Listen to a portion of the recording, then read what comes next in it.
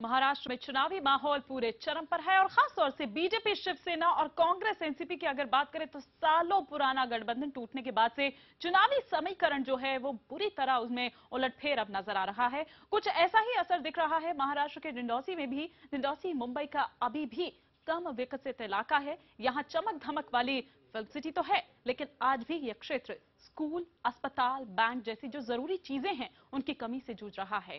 देखिए डिंडौसी से हमारे सहयोगी जनक दवे की एक खास रिपोर्ट।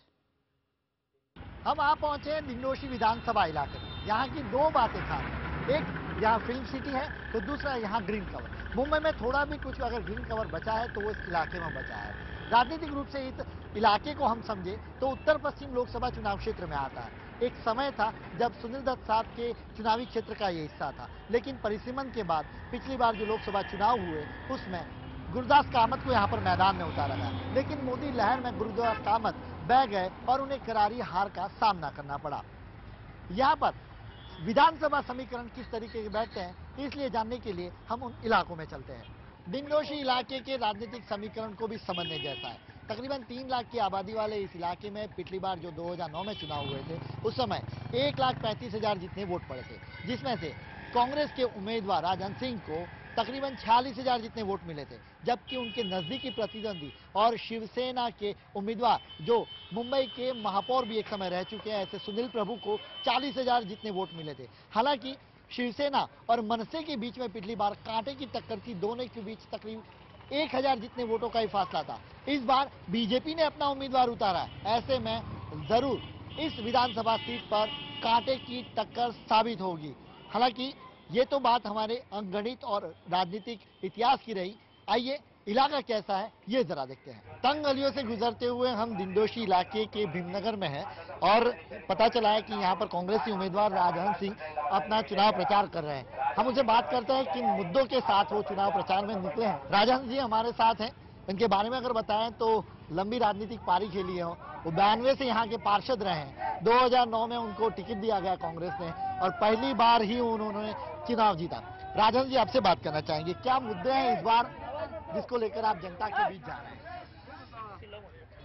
कौन से मुद्दे हैं जो आप जनता के बीच में जा रहे हैं इस बार? डिंडौसी के विकास का मुद्दा है। मुद्दा एक ही है, यहाँ पे 25 साल तक शिवसेना के विधायक थे यहाँ पर, और यहाँ पर बुनियादी सुविधा ही नहीं है। चारों तरफ नाले, कचरे, टॉयलेट, और ये 5 साल तक बुनियादी सुविधा देने में पूरा समय गया। सिर्फ एक ही है, डिंडौसी का विकास।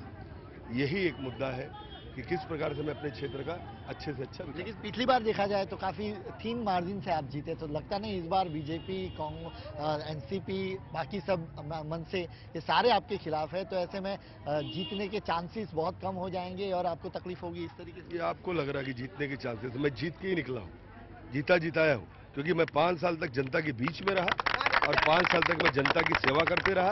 राजहंस जी ने अपने चुनाव प्रचार में दावे जरूर किए, साथ ही में उनके साथ जो भीड़ थी वो अपने नेता के लिए नारे लगा रही थी, लेकिन क्या है सच्चाई? हम इस इलाके में चले हैं, पूछते हैं। कुछ लोग यहाँ पे पुस्तकालय और साथ में वाचनालय भी है, अखबार भी पढ़ रहे हैं। चाचा क्या लग रहा है इस बार के चुनाव को लेकर, किस तरीके से देखते हैं आप? यहाँ का जो उम्मीदवार जो है ये मतलब कांटे की टक्कर हो जाएगी। कैसे?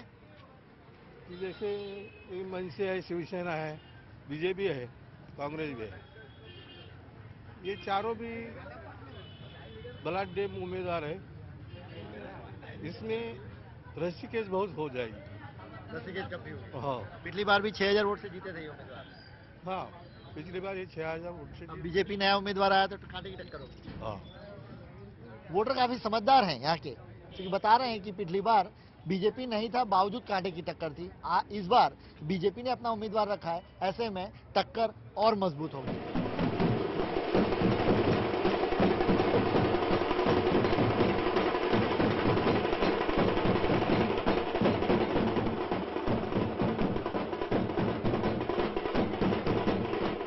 डिंडौसी की तंग गलियों से गुजरते हुए हम वहां पहुंचे हैं पौष इलाके में।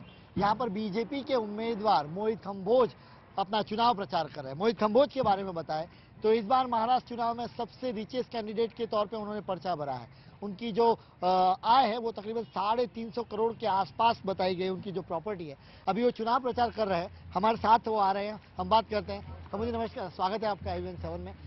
किन मुद्दों को लेकर इस बार चुनाव प्रचार में आप उतरे हैं? हमारा मुद्दा सिर्फ विकास है, development development development. Modi ji बोलते हैं देश में स्मार्ट सिटी, हम बोलते हैं मुंबई में स्मार्ट डिंडोशी। डिंडोशी का विकास, इतने यहाँ पे इशू हैं जिसकी कोई सीमा पार है। आज तक डिंडोशी में एक हॉस्पिटल नहीं है, एक भी नेशनलाइज बैंक की ब्रांच नहीं है। डिंडोशी में पानी की समस्या, स्लम की समस्या। ये सरकार को भारी मतों से इनकी जमानत जब्त होगी, इनके सब उम्मीदवार की, कांग्रेस और एनसीपी के। साथ ही साथ जिस प्रकार से शिवसेना के उम्मीदवार लड़ते थे, उन्होंने भी कोई कार्य नहीं किया है। मुझे हमने पूरे दिन दौरा किया, मतदाताओं में भी थोड़ी असमंजस की स्थिति है, क्योंकि शिवसेना के भी उम्मीदवार है, मनसे की भी उम्मीदवार है और एक बीजेपी के उम्मीदवार पे तौर पे भी आपको यहाँ पे उतारा गया है। जो एक विचारधारा वाले उम्मीदवार थे वो एक दूसरे के खिलाफ है, तो कहीं वोट शेयरिंग का नुकसान कहीं नहीं होगा? नहीं, मुझे नहीं लगता। हम लोग जितना प्रचार करें, आप देख रहे हैं हजारों की संख्या में बीजेपी के कार्यकर्ता ठीक है, मतदाता मतदाता लोग उतर के बिल्डिंग से नीचे आ रहे हैं और समर्थन करें, जिसकी हमारे को अपेक्षा नहीं थी, उतना समर्थन मिल रहा है। आप जिस बात की बात करें वोट डिवाइडेशन की, मैं आपको एक बात स्पष्ट बताना चाहूंगा आपके चैनल के थ्रू से।